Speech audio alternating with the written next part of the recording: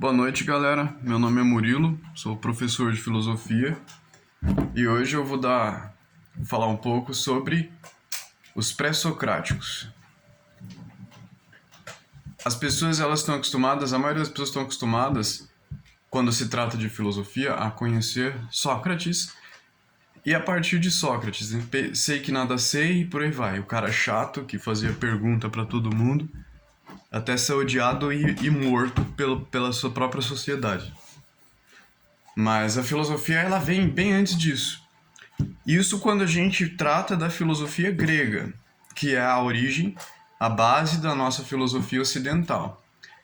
Mas além disso também existem filosofias em outros lugares, porque o eurocentrismo sempre se focou principalmente na filosofia grega, né? Mas a filosofia também vai além disso. No entanto, o que eu quero chamar a atenção agora é um pouco para os pré-socráticos e para a relação que há entre magia e filosofia. Porque muita gente zomba da magia, ou zomba até mesmo da filosofia, né? Porque a magia se trata de gente realizar transformações no mundo através da nossa própria mente. Através dos nossos próprios pensamentos, a gente transforma a si mesmo e transforma o mundo. E a prática que faz isso é a própria filosofia. Filosofia que deu origem também às outras disciplinas que a gente conhece. Então, os pré-socráticos, eles vieram de uma época em que o mito era predominante. As pessoas, elas se baseavam, quando elas tentavam compreender a realidade, compreender a nossa natureza, elas se baseavam principalmente nos mitos, que são narrativas que contêm em si alegorias que tentam explicar de forma simplificada os fenômenos da natureza, como a natureza funciona. E naquela época lá, os gregos, eles começaram a tentar explicar a mitologia a partir de um ponto de vista mais racional, um ponto de vista mais lógico, que ultrapassasse as limitações que as metáforas oferecem. E para isso eles desenvolveram, então, o que a gente conhece hoje como filosofia. E é diferente do que muitos pensam, que a filosofia tenta se voltar contra os mitos, tenta destruir os mitos, tenta se voltar contra tudo que está relacionado a eles, que tem a ver com espiritualidade e religião. Pelo contrário, a filosofia tem o propósito, na realidade, de complementar os mitos, se utilizar dos mitos e desenvolver explicações mais complexas, que consigam preencher certas lacunas que os mitos não oferecem. Inclusive, o pensamento mágico ocidental, ele tem uma base muito grande na filosofia. Não só a magia, a disciplina de magia, que hoje sofre muito preconceito num mundo em que o dinheiro e as facilidades do capital são mais importantes, mas que também a ciência. A filosofia também deu origem à ciência. Inclusive, o próprio pensamento matemático chegou uma época ali que ele foi associado, correlacionado diretamente com a filosofia. Então, no passado, não existiam cientistas. No passado, existiam filósofos da natureza. E os filósofos da natureza, eles eram também chamados de cientistas da natureza. Porque esses pré-socráticos, eles tinham o propósito de buscar, através de seus estudos, a origem da nossa realidade, a substância da nossa realidade, do que a nossa realidade é feita. E essa busca a gente vê ela atualmente na física. Inclusive, naquela época, eles eram chamados de fisicistas. Eles que buscavam desenvolver a physis. Physis, que é o pensamento físico, a disciplina da física, que estuda o nosso mundo, estuda a nossa natureza e a forma como ele funciona, os mecanismos pelos quais ele funciona. Estuda os movimentos da natureza, ou os não movimentos, e a partir daí tirar uma compreensão racional em cima disso. E isso serviu de base tanto para o pensamento científico da nossa época, quanto para o pensamento mágico da nossa época, que também se relaciona à religião, ao pensamento religioso. Porque a religião em si é magia. Só que ela é uma magia mais padronizada, mais vendida em série, mais comercializada do que a magia tradicional, que se trata de algo mais interno, mais você com a natureza e não um grupo de pessoas. E o interessante é o padrão, a base da magia natural, ligada à base da nossa filosofia ocidental. Não só a nossa ocidental, mas oriental também. Porque ao pesquisar sobre as filosofias orientais, a gente vai enxergar o mesmo padrão. Vai enxergar a mesma realidade, a mesma conexão. Os pré-socráticos, eu vou começar nesse vídeo, eu pretendo comentar sobre 5 deles. 5 dos pré-socráticos que se relacionam à base do pensamento mágico, que se traduz sobre a fenomenologia da natureza, a sensibilidade da natureza, ao movimento sensível. A physis busca observar o movimento sensível da natureza. Então, citando Sócrates, o mundo inteligível e o mundo sensível, a physis ela vai se focar principalmente no plano sensível. Um plano que após Sócrates e após Platão acabou sendo, de certa forma, negligenciado, mas que é de grande importância na nossa compreensão da realidade. Porque para compreender o inteligível, é necessário que se dê atenção ao sensível, para que se compreenda primeiro o sensível, para que depois o inteligível venha como uma complementação da compreensão sensível. Então, nos pré-socráticos, a gente tem Tales de Mileto. Tales de Mileto, ele viveu entre mais ou menos 623 a.C. a 548 a.C. Então esse filósofo, Tales de Mileto, ele buscava a physis.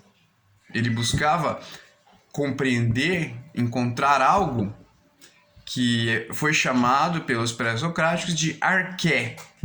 Arqué como substância da natureza, como uma substância que compõe todas as coisas. Então, as coisas da natureza são feitas de uma única coisa, que eles chamaram de arqué. E aí, a partir daí, eles tentaram compreender o que é essa arqué, do que ela é feita, do que ela é composta. Como que a gente pode compreender a natureza entendendo primeiro essa substância que está presente em tudo, que está em todas as coisas. Então, na opinião de Tales de Mileto, de acordo com o pouco que a gente tem do que ele escreveu, porque os pré-socráticos nós não temos livros. Eles não nos deixaram livros. Eles nos deixaram pequenos textos, pequenos fragmentos. E com base nesses pequenos fragmentos, a gente tenta então compreender o que eles pensavam, mais ou menos. E Tales de Mileto, ele acreditava então que a arqué era composta pela água. Então a água, para Tales, é o que está presente em todas as coisas. Ela é arqué.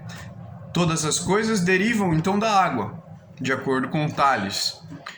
Então tudo vem da água. As coisas sólidas vêm quando a água se densifica, quando a água endurece. E as coisas mais sutis, como os vapores e o ar, eles são a água quando ela se sutiliza.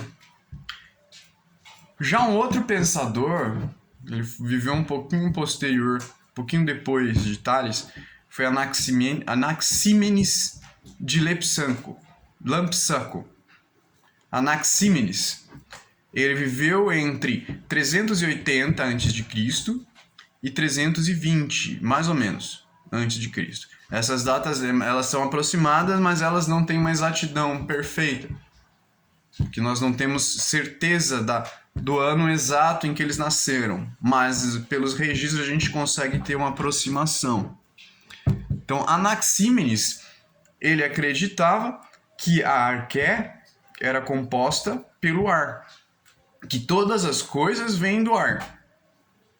Então, a água, a terra e o fogo, todas as outras coisas são derivadas do ar, de acordo com Anaxímenes. Já um outro pensador, que ele já é um pouco mais conhecido, mais famoso no mundo da filosofia e principalmente no mundo da matemática, que é Pitágoras. Pitágoras, que foi um fundador de uma escola que foi muito famosa na época dele.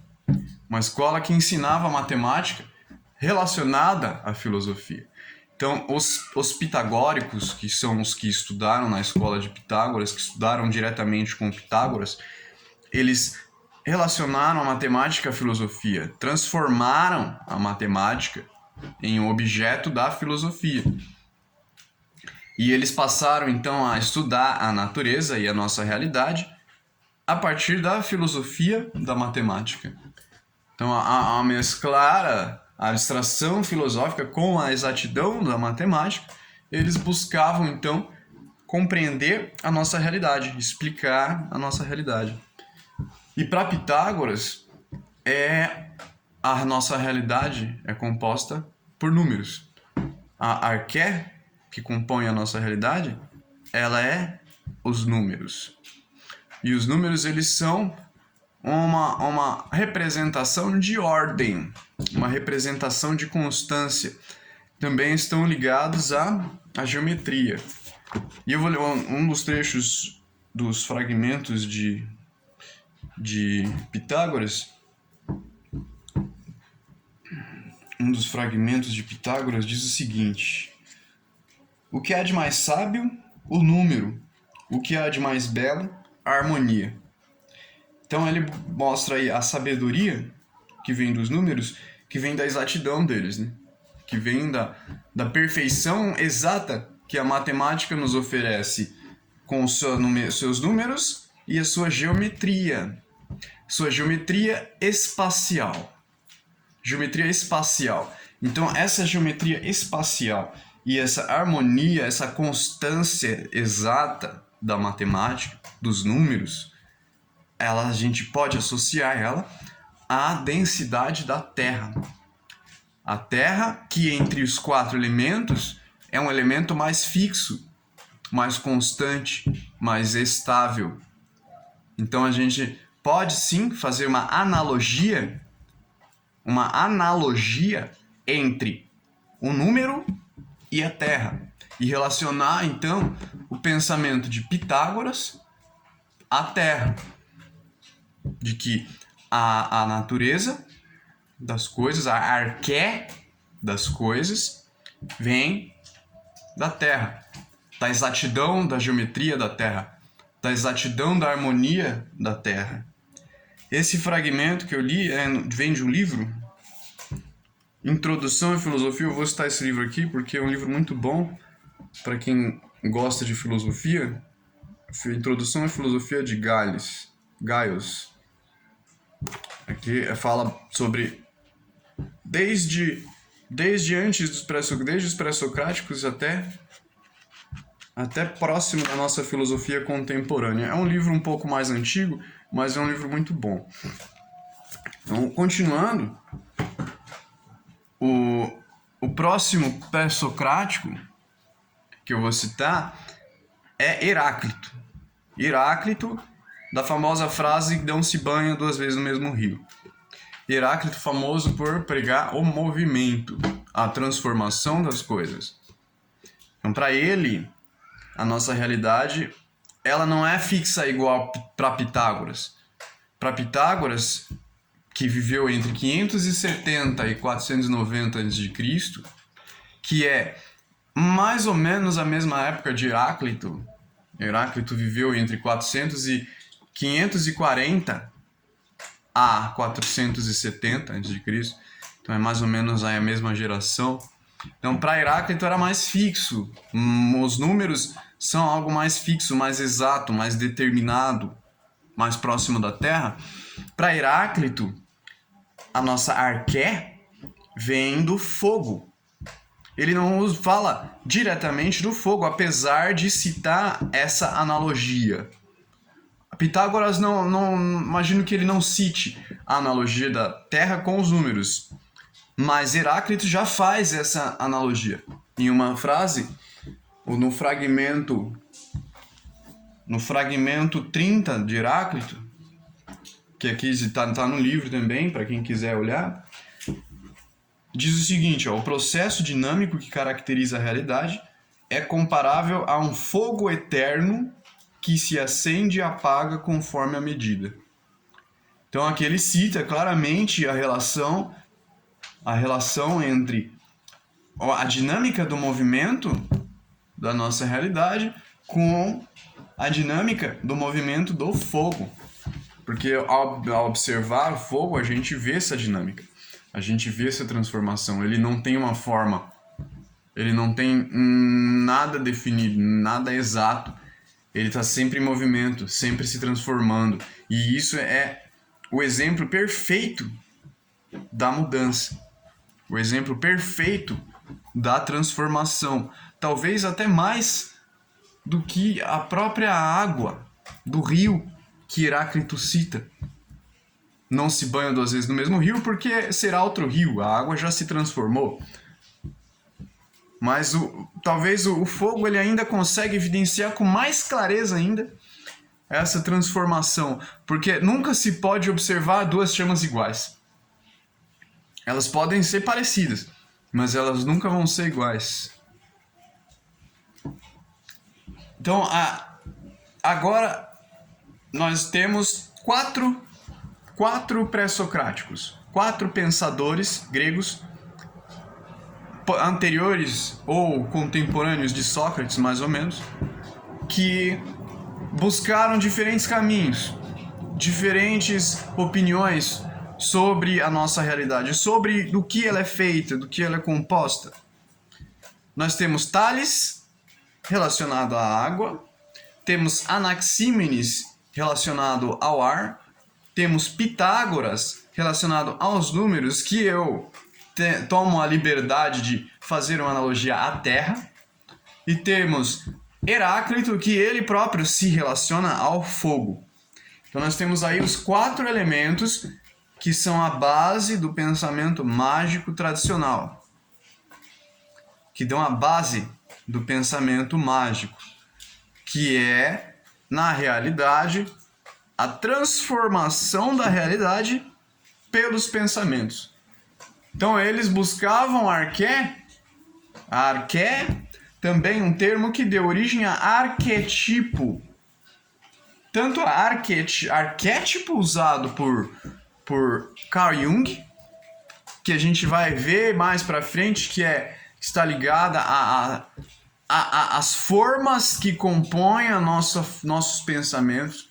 Então nossos pensamentos são como um bolo, que são feitos a partir de formas que têm formas específicas. E essas formas, elas são como arquétipos. Então são tipos de arqué. Arqué como realidade primeira, como substância, tem os seus diferentes tipos, que são suas diferentes formas. Então nós temos aí, antes do arquétipo, nós temos a arqué, que seria anterior à forma, anterior ao tipo. Então seria a substância que compõe a forma, que vai gerar os nossos pensamentos. Então nossos pensamentos, que são um bolo, ele vai vir de uma forma que vem de um material, certo? A forma, ela é composta de um material. Esse material substancial, que dá origem às formas de pensamento e dá origem aos pensamentos, que por consequência geram nossas ações, nossas atitudes, porque tudo que nós fazemos, tudo que nós criamos, tudo que nós inventamos e tudo que nós agimos, mesmo que agimos de forma impulsiva, vem dos nossos pensamentos. Tudo foi pensado antes. Então, a partir daí dos 4 elementos, fogo, terra, ar e água, a gente tem a dúvida, qual deles está mais próximo da verdade? Então nós temos aí 4 diferentes pensadores que afirmam que a nossa realidade é composta de 4 coisas diferentes.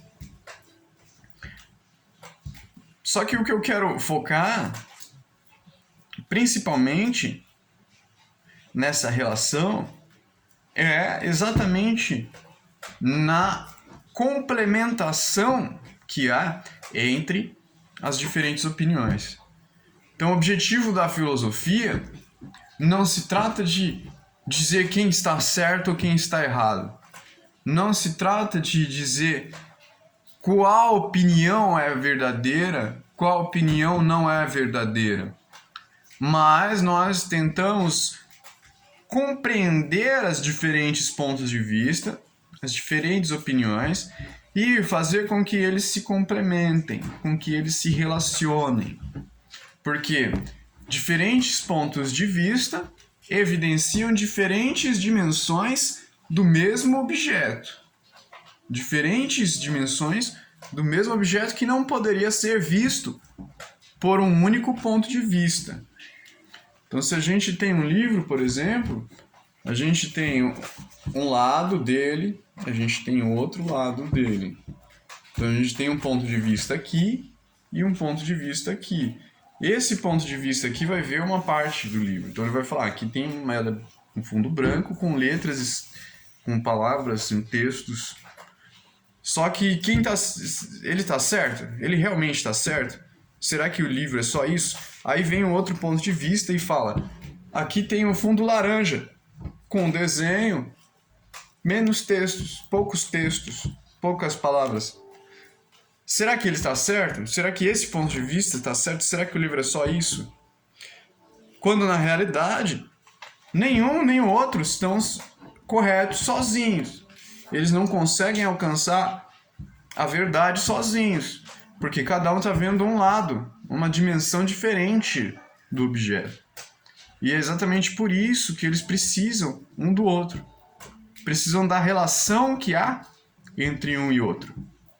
Então, os diferentes pensadores, Tales, Anaximandro, Pitágoras e Heráclito, eles são diferentes pontos de vista sobre arqué. São diferentes pontos de vista da nossa realidade.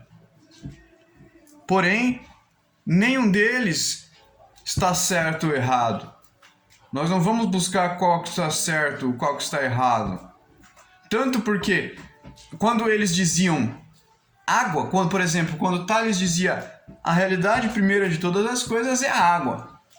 Ele não queria dizer exatamente a água literal. Quando ele disse isso, a intenção dele não era dizer algo literal. Então ele não estava se aplicando, se referindo à água literal, H2O.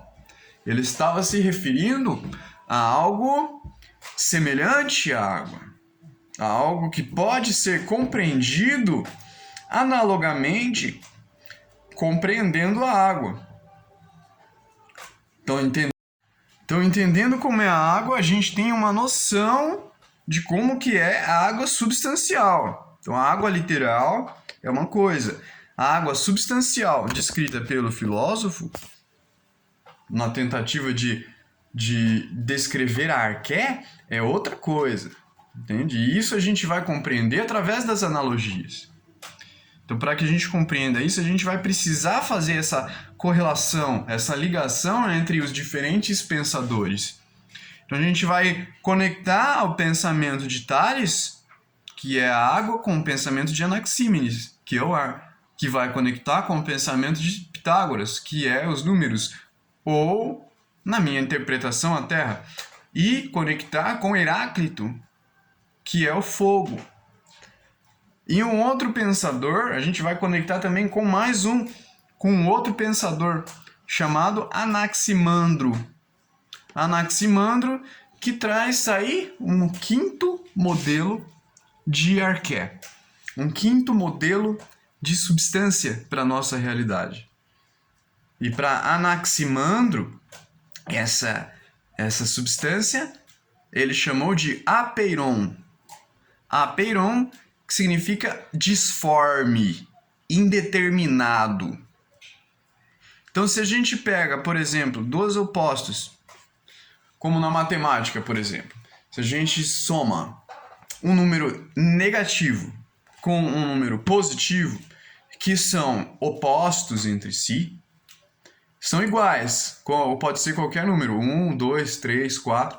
Então, se você usar esse número, por exemplo, o 3 negativo, mais o 3 positivo, ao somar esses dois números, então, ao somar esses dois números, a gente vai ter o zero. O zero, que é um número indeterminado. Esse indeterminado está ligado exatamente a Anaxímenes. A Anaximandro, que traz então a sua versão da arqué. Essa versão da arqué, para ele, que é o indeterminado, que une opostos. Então, se a gente pega as 4 pré-socráticos com 4 opiniões diferentes sobre a arqué, nós temos aí 4 oposições, 4 opiniões opostas. Mas, através de Anaximandro, que viveu entre 610 a.C. a 546, então a gente tem uma correlação que consegue unir todos eles. Unir todos eles em um só. Todos esses 4 elementos, essas 4 opiniões, 4 diferentes opiniões sobre a arqué, em uma única opinião, que é o indeterminado. Esse indeterminado, que na magia tradicional a gente pode relacionar ao éter, ao quinto elemento, a quinta essência. Então aí nós temos, na base da filosofia, da filosofia grega ocidental, a gente tem também o padrão da base da magia tradicional, que a gente vai encontrar também na filosofia oriental. Então a gente vai ver que, apesar de terem origens distintas em regiões distintas, Ocidente, Oriente, Grécia ou China, por exemplo, a gente vai ver que eles têm um padrão semelhante. Então são pensamentos que buscam um padrão semelhante. Da mesma forma que Tales, que acredita que a água é a arqué, é semelhante a Anaxímenes, que diz que é o ar, porque ambos são diferentes formas da mesma coisa. Então a gente tem um padrão aí.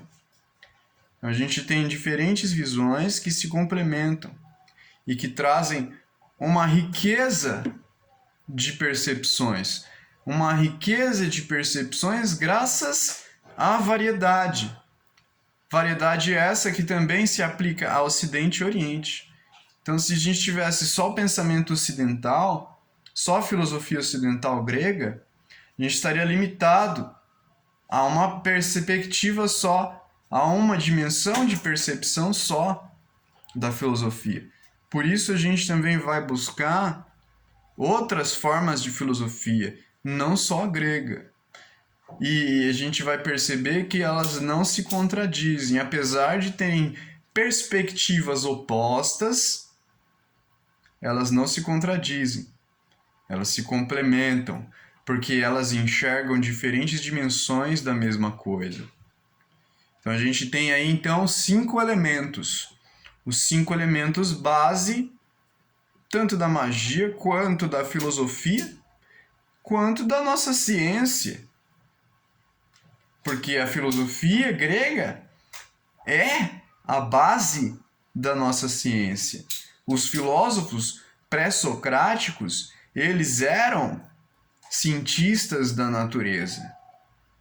E é por isso que a gente não pode ignorar nenhuma perspectiva de conhecimento, como a magia, por exemplo, que atualmente, em uma sociedade que visa o lucro, visa o dinheiro, visa o capital, visa a facilidade materialista, acaba ignorando e colocando tudo no pacote da religião, transformando tudo em dogmatização e doutrinação, quando na verdade a gente tem um conhecimento muito profundo e real por trás de tudo isso.